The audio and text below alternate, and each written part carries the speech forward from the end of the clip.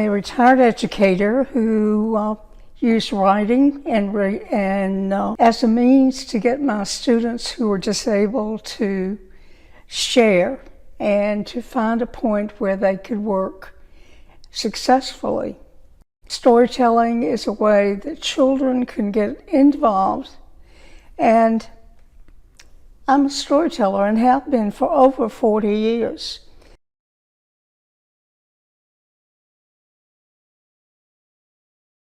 You've got to have a point of interest with the people that you're in. If you're telling stories with children, then you need to move around and have interaction with them while you're telling your story. If it's with an adult, what is your purpose? What do you plan to get across to them, and how do you plan to do it?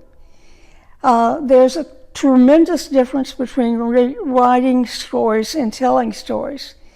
As a storyteller, you're really an actor.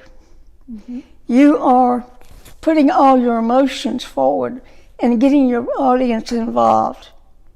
In storytelling, for children, this is especially important. In writing, you have to express it. You have to bring the audience in through the words that you use. And I had difficulty for myself going from one to the other. I'd write it, and I'd say, well, that's the way I tell it. And I have written most of what I've told through the years. Mm-hmm. I had to go back and say, okay, can't do it that way. Mm-hmm. I've got to go back and make it come alive. I've got to bring it out through the words that I use in writing.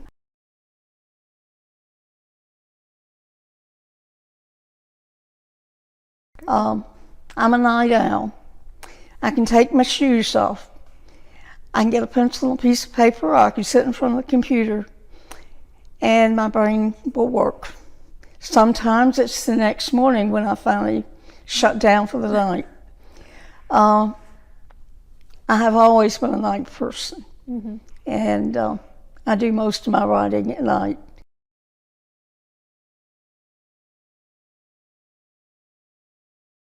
I have self-published several cookbooks in the past. This was a way, initially, my husband had died. Trying to cope with his death, I started just writing a cookbook. I took from there, many years later, I had cancer again. I'm a 4-time survivor of cancer. And while I was going through a really, really bad 7.5 months of chemotherapy, I wrote a second cookbook. So I self-published those through Kinko's. As a reading teacher and being the head of a reading association for 5 counties in Kentucky, every year students had a book club, book fair. They mm-hmm. wrote a book, they put it together, they published it. In doing that, I was able to teach kids more about the process. And in every year having the children do a book of their own, and being over, as I said, 5 counties, and coordinating that was part of it. As far as a publisher, I am in scribes at the Baldwin County Library. Mm-hmm. I'm in Pinsters here in Fairhope. Mm-hmm. John Woods is a publisher. Yeah. And so before I talked to John, I contacted what was considered nationally the 5 best publishers. One I communicated with for about a year, trying to see which direction do I go, who do I go with, and how do I do it. I ended up going with John. He was local. Mm-hmm. If I had questions, I could ask him. He could show me. I felt comfortable with him already. So that was where I went, and have been very pleased.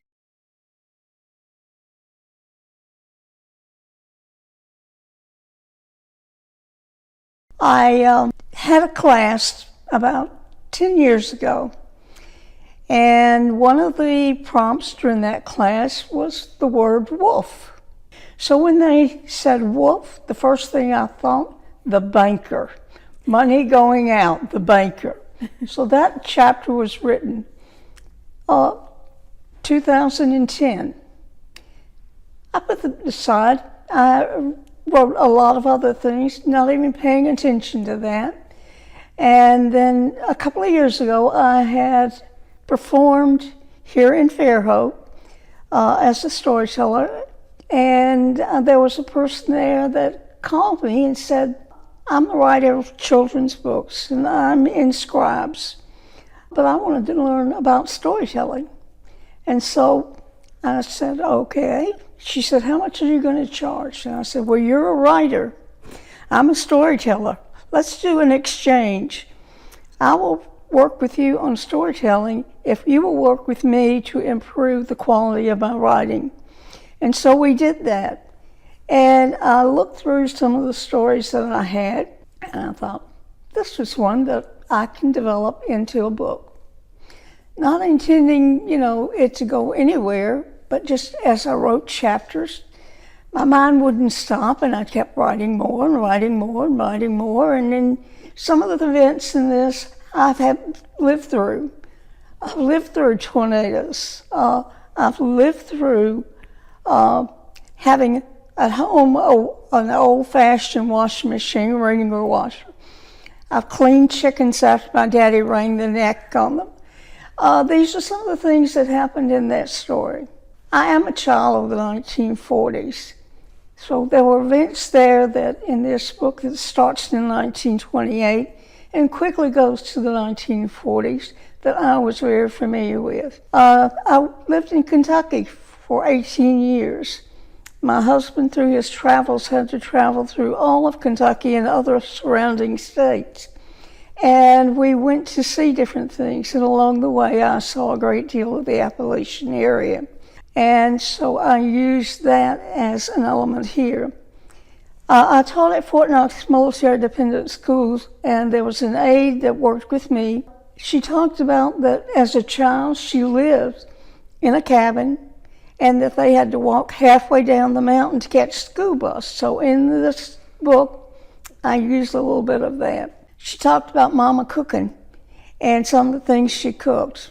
There was another reading specialist at another school, and she took and talked about growing up in Kentucky, how her coat would have money in it because that was a safe place to keep it, was to sew it in there. And it was also an installation for her to stay warm. So there were many little tidbits of information that came along that I kind of collectively included.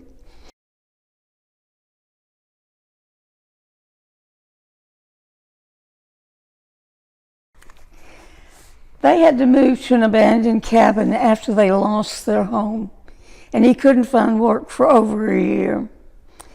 And she mentions to him, she had never mentioned to her husband, that when her grandparents died and her mother died of TB, that she had inherited her grandparents' cabin up in Appalachia. She had had to live there for a few years when her daddy was killed in a mining explosion. She didn't like the idea. She hoped Kutsu had covered it up. And it dawned on her they now had a place to live. Didn't have any idea where he would work, but at least they had a roof over their heads. So they go to this abandoned cabin, and this is traveling there. As they wound up the mountain, Flora's face clouded as she recalled the day her mother, her brother, and she rode up this mountain with their few possessions bouncing and rattling in the bed of her grandfather's truck, with each pothole they hit. It seemed those potholes were causing the household they had packed that morning to bounce and rattle, with the addition squawking of the chickens. With each mile they traveled, she tightened her shoulders, wrenched her hands. She bit her lip in hopes of stopping the tears from swelling in the corners of her eyes. Her son Alan watched the land as they drove past thick forests, a few homes off in the distance, and none as nice as their home in Huntington had been. Smoke deep in the woods spiraled to the sky, and he thought, the smoke of bootleggers' stills. What would life feel like in this bootlegging haven? Would I have friends? I've always had plenty of friends and things to do. It caught him off guard how primitive this cabinet would be for a home. And what about the schools? What level of classes would he have? What teachers would challenge him? Would he be accepted? He had nicer clothes and spoke differently. Hadn't experienced the hardships that they had. In the book, as I mentioned, that I had lived through tornadoes. In fact, when I taught in Birmingham at Tarrant City, it was known as Tornado Alley, and we frequently had to go to the basement of the school. This talks about her as she's out in planting her garden, because this is going to be their source of food. Flora could hear the crack of the axe against the trees as she hoed her garden. Deep furrows lay behind her. Strands of wet hair fell into her face as she dropped seeds in the hill and covered them with dirt. She straightened up and arched her back to relieve the aching muscles. She scooped a dip of spring water and brought it to her parched lip. It was warm as it slid down her throat. She dipped into the bucket of water a second time and slowly poured it over her head. Sweat mingled with warm water trickled through her hair and across her blistered face as it continued downward across the swells of her breast, into the pockets of her apron, then squeezing through the fabric on the journey to her legs and then to the ground. Flora looked up at the fast-moving clouds that covered the sun. They were rain clouds. She hurried, dropped seeds in the hills, and covered the mounds with dirt. She planted row after row. The wind picked up, the sky darkened, large drops of rain cooled her as she first walked, then ran for the cabin. As the wind intensified, Flora tried to run, but met resistance. Her skirt billowed out, then snapped at her legs. She put her back to the side wall of the cabin and inched away to the steps of the door. She looked to see if Tom and Alan were in sight, but saw nothing but sheets of rain sweeping across the land. She forced the door open and was knocked down as it slammed behind her. The tornado comes. Her husband and son are trapped in between trees. And they inch their way out, and all they can see are branches in front of them. They cannot see the cabin. They finally get through, and they run towards the house. They can hear her crying, and they can hear her praying, and they see how badly the house is. Tom heard nothing and saw a flattened path with trees scattered like toothpicks. The two stately elms that stood on either side of the cabin crisscrossed the front of the cabin and blocked it from view. They climbed over fallen trunks and pushed through their way through the wall of limbs until they could see the cabin was still standing. Strips of tin roof lay on the ground. Curls of roof were still attached. Tattered curtains hung from the broken window. Panic overcame Tom as he raced for the door. They reached the porch about the same time and could hear Flora praying and crying. Tom pushed open the door and Alan crashed into him. They found her covered in grit, rocking back and forth under the table. He knelt down and crawled under the table. He cradled his wife until her tense body relaxed. Her cries changed to an occasional gasp, and her trembling stopped. Life gets better for them, though they're not accepted at the very beginning. I leave the book with you wondering what's going to happen. She has now got a car, though her husband totally disapproves initially, and he may go and build part of a tunnel expansion for the road to go through it. which means explosives. She has lost her brother and her father to explosions. She does not want this to happen. You'll have to wait for the sequel, which should come out next year.